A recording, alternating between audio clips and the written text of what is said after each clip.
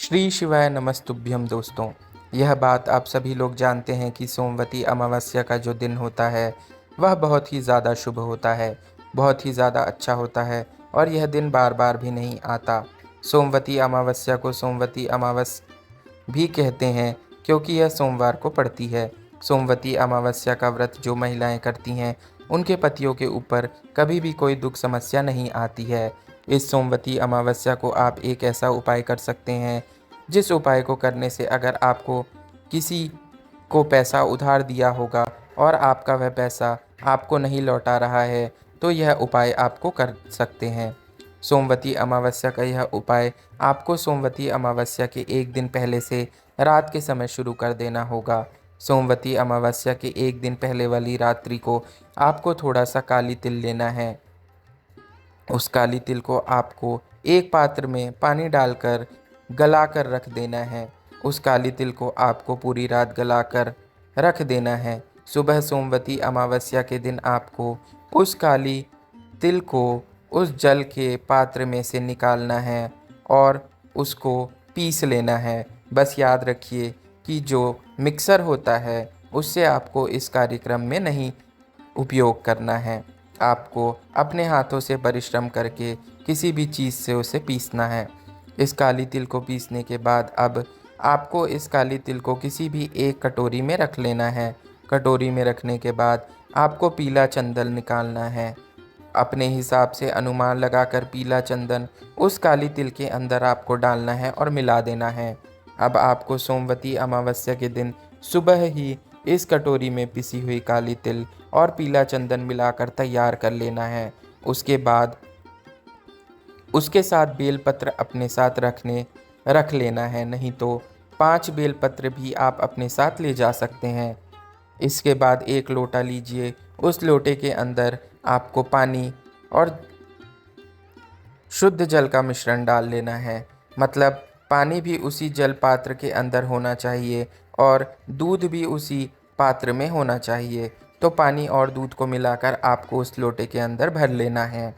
पिसी हुई काली तिल और पीले चंदन की कटोरी, 5 या 7 बेलपत्र और एक लोटा दूध और जल का मिश्रण को लेकर आपको सोमवती अमावस्या के दिन सुबह सुबह शिव जी के मंदिर जाना है। शिव जी के मंदिर जाने के बाद शिवलिंग के सामने जाइए, वहाँ पर बैठिए और जो आप अपने साथ एक कटोरी लेकर गए हैं जिसमें आपने पिसी हुई काली तिल और पीले चंदन का मिश्रण बनाकर लाए हैं, उस मिश्रण से आपको शिवलिंग के ऊपर पूरे में लेपन करना है।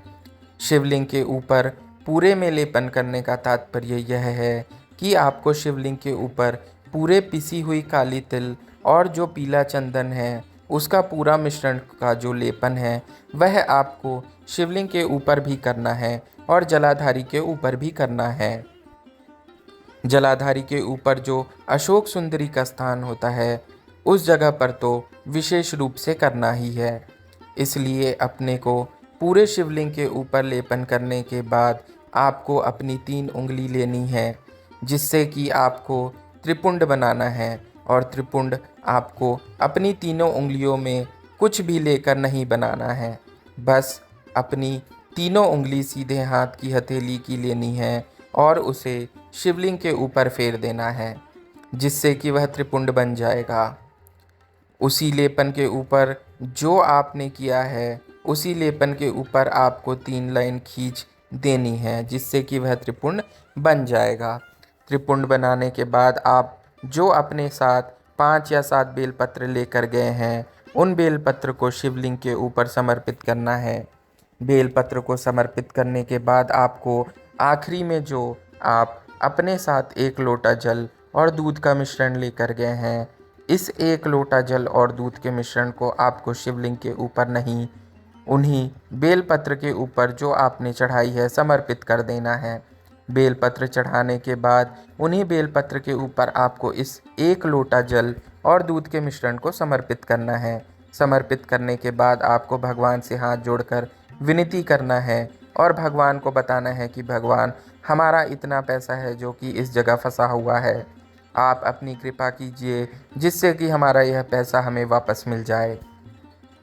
भगवान से ऐसी विनती करके आप अपने घर आ सकते हैं।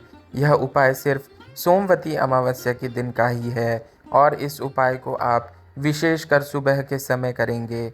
अगर किसी कारणवश सुबह के समय है यह उपाय नहीं कर पाते हैं तो आप प्रदोष काल में भी इस उपाय को कर सकते हैं। अगर आपको इस विधि में कोई भी समस्या आ रही है तो कमेंट करके हमें पूछ सकते हैं। ओम नमः शिवाय।